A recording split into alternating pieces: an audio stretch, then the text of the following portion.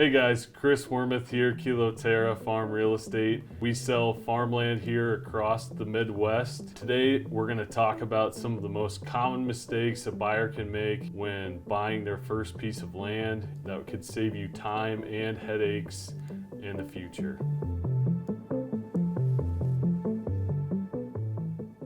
I've been selling land here in Iowa for 7 years. There's a few common mistakes that most first-time land buyers make. The first one is not doing enough due diligence and not paying attention to specific local market factors. So what does it mean when we're talking about doing due diligence, right? One of the things that comes up during due diligence process is this property in a flood zone?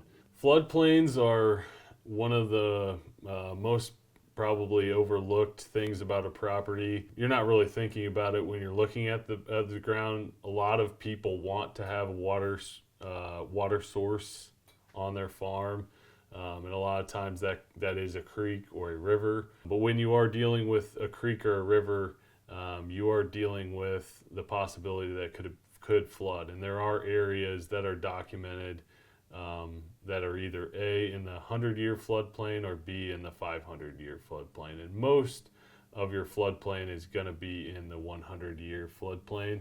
This is just an example of a property that I've looked at recently where the floodplain could actually impact the value of the soil or the income on the farm. So what does that mean for you? Well, when a farmer is looking at renting your property, they're not going to rent it for as much as if it would, they'd be able to come in one time and plant it once and would not have to come back for a replant.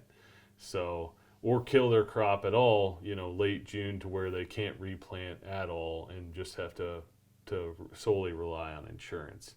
One more thing as it relates to floodplains that could affect your value or could enhance value is that some of these acres could be enrolled in WRP, which is a one-time payment that happens from the government on acres like these, but does restrict what you can do on the property. Another aspect of due diligence that people don't always consider is what your soil quality is made up of, or what types of soils you have on your farm. Here in Iowa, the best way that we have to compare farm to farm is through CSR2 rating, which CSR2 stands for Corn Suitability Rating. Each state has their own soil rating system. This one is ours here in Iowa.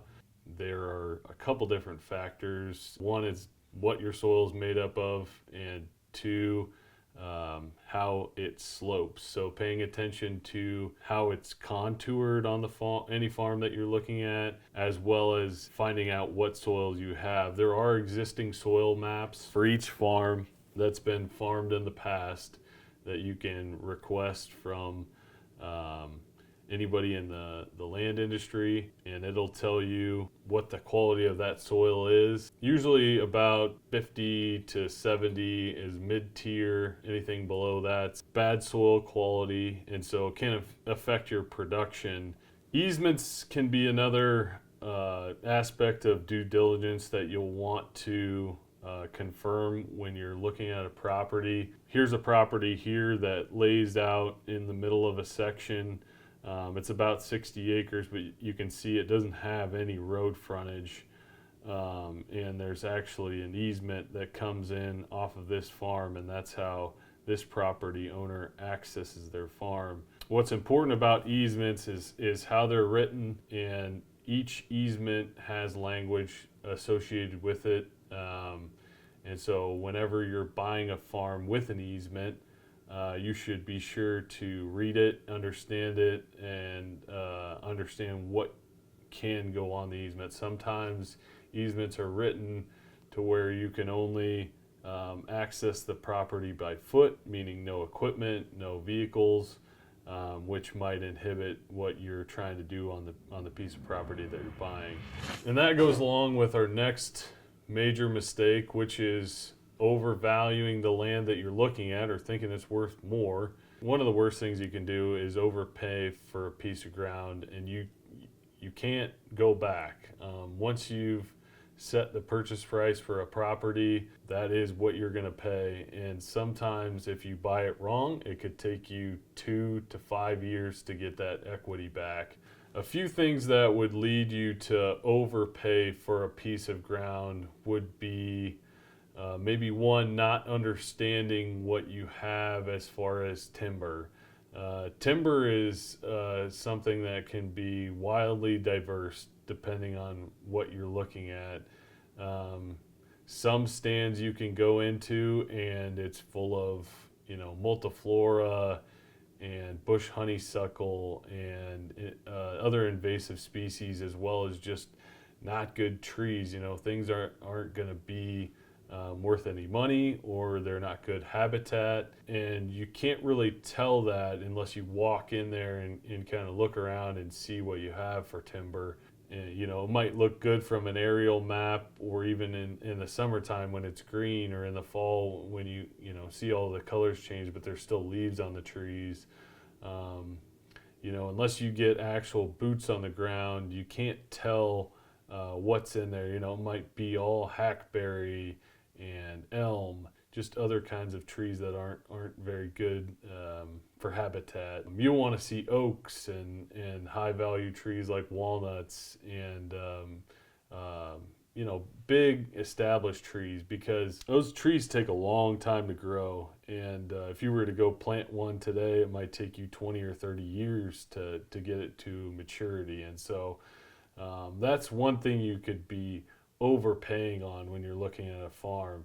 Another thing that could cause you to overpay for a farm is the current lease or the current amount of income you're getting on a piece of CRP. CRP contracts aren't forever, and a lot of them run 10 to 15 years.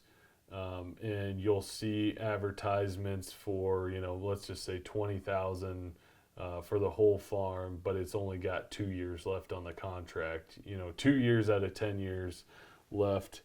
And so you might pay a certain amount for a farm because it's getting 20,000 in income, but in 2 years, when you have to re-enroll, and sometimes the rates are lower, and that could mean you would lose 6,000 to 8,000 in income, which might adversely affect your payment that you're thinking you'll have on the farm. And so it's important to check into those expiring contracts, as well as leases that are, let's just say, over the market. So if you have some tillable ground that you're paying, like you have a farmer that's paying $450 or $500 an acre, well, that's just not sustainable when you're considering a farm. Sometimes making sure that those payments or that income that's on the farm is going to be realistic and be able to continue in the future.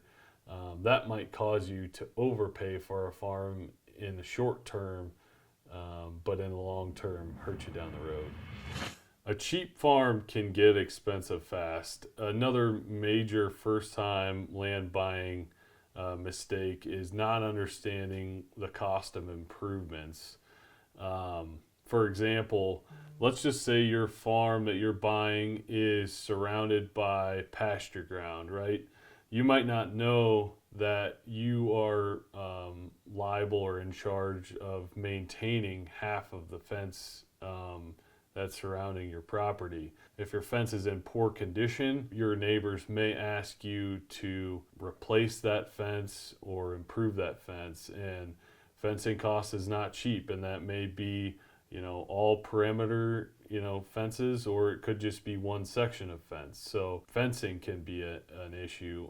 Another thing can be just land clearing. A lot of farms that might be cheap might be overgrown, meaning they have a lot of like Osage orange, cedars, multiflora rose, or other undesirable trees, and that's something that you have to go in there and clear out.